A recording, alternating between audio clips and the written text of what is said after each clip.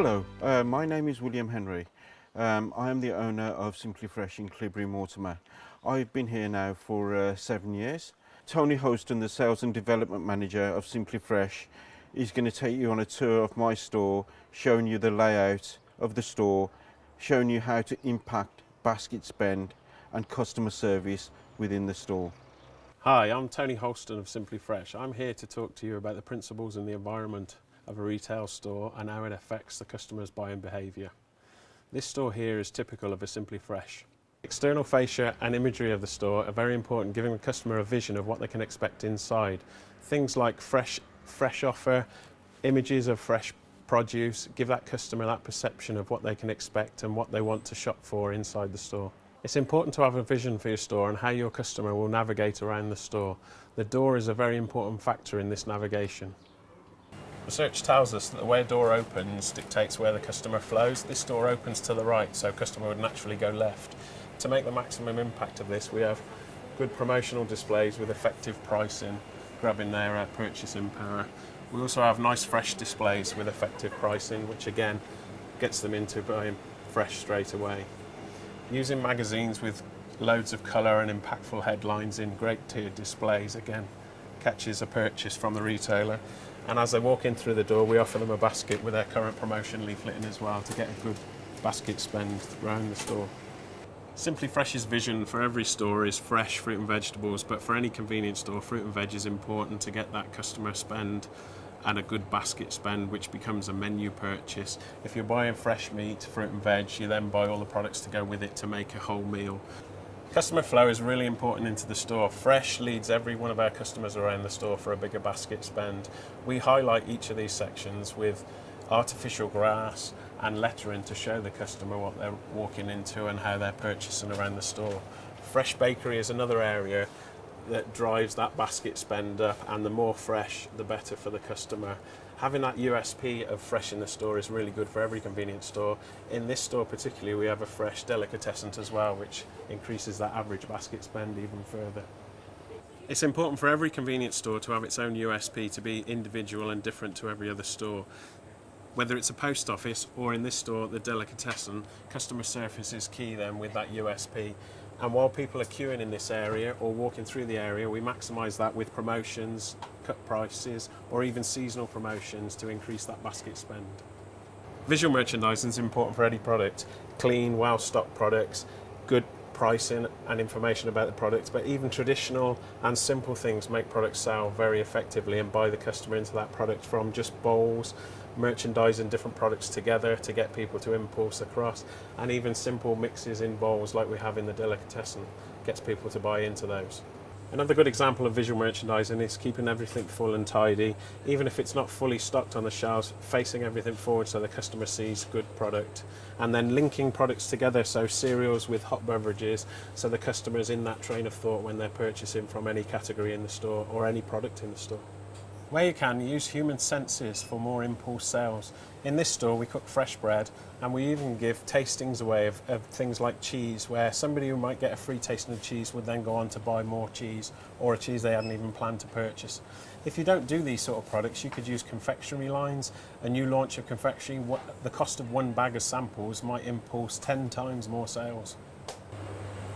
Customer service is really important in a convenience store, but also the customer's perception of that store plays a major part.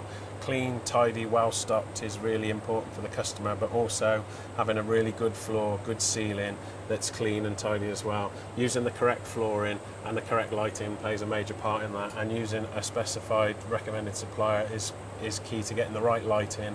Highlighting promotion bays with spotlights and the right colours, and also using LED lights now to save energy costs is important for the future. Stocking local products is really important for a convenience store. It's what the customer keeps coming back into the store for and makes the store part of the community and the customer a very loyal customer. From fresh fruit and veg, meat, grocery products, or even homemade cards, it's what your customer will keep coming back to you for and not your competitors. Demonstrating eye-catching theatre in the store and more impulse sales as customers are walking around, like we've built here, 5 towers of chocolates, again gets the customer to make a bigger basket spend. Sometimes these products might not be on promotion, but they might be higher value, so we're not impulsing low value products, but a higher value bigger basket spend, and also as we go around the store we would secondary place baskets again, so it encourages that customer to carry on shopping, because when their first basket's full we don't want them to go straight back to the counter. Thinking of the layout of the store and destination products, we would merchandise a lot of destination products towards the back of the store where people will search and find those products, walking past much more impulse. Things like milk, cleaning, household products would be put further into the store because that's where the customer would walk and find them. In a dead end like this in the store, we would use this for obviously all those non-food products, or if we were getting a post office in the store, this would be the opposition to make people walk all the way through the store to the post office. Promotion ends are a really important part of the store. Customers recognise these bays 100% of the time while they're shopping, so it's important to get good key promotions on, regularly changing, whether it's deep cut promotion, fresh produce, reduced products, to maximise that impulse as your customer walks around the store. Even freestanding promotions on products are good for the store as well, but make sure they're always face forward, full for the customer to pick up those impulses as they're walking around. Through the customer flow in the store, it's important to use every section as an impulse purchase as well. It might not be a promotion end, but bays around the store can be seasonal promotions, giving that second impulse purchase or third or fourth as the customer walks around the store. And again, this great Christmas display at this time of year and all seasons through the year is another really good way to catch your customer's spend. Planograms are a real key part of merchandising products in the store. We use them for major factors like getting key lines in the eye line, so when you look at a category you would recognise what products they are, and also dual facing better selling products, and using the manufacturer's knowledge of a product to stock the best selling lines. Customers buy 80% of their purchases as they walk around the store, so it's important the way we merchandise and get it right with every product, whether it's grocery or cards and stationery or any other product in the store.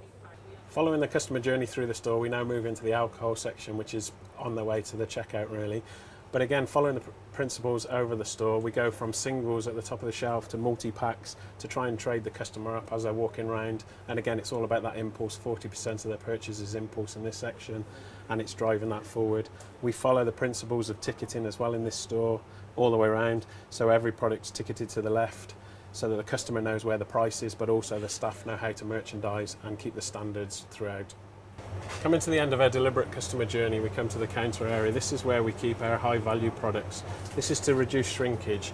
Things like spirits and cigarettes are all kept behind the counter. 50% of all purchases are made on impulse. While the customer's waiting and browsing at the checkout, we place deliberately confectionery where we get that last impulse sale, and we also promote at eye level for the certain customer, so children's level low, adult confectionery higher, to get both impulses. Simple and obvious promotions deliberately placed at the end of the checkout catch that last impulse. This is ideal, seasonal for mums and children alike, and clearly priced so that you capture that sale. All the best retailers I've met have been obsessed with their stores, shopping it from their customer's perspective. But it's all about education as well. All their staff need to have that same passion about the retail. Even to that last sale at the checkout where the customer is asked, did you find everything you're looking for? Because that can be important for the customer, but also an important sale that's not lost. And finally, building structure dictates the layout of the store, but if you follow the principles we've discussed today, you won't go far wrong. And remember, it's easier to get a customer to spend more money than it is to find a new customer.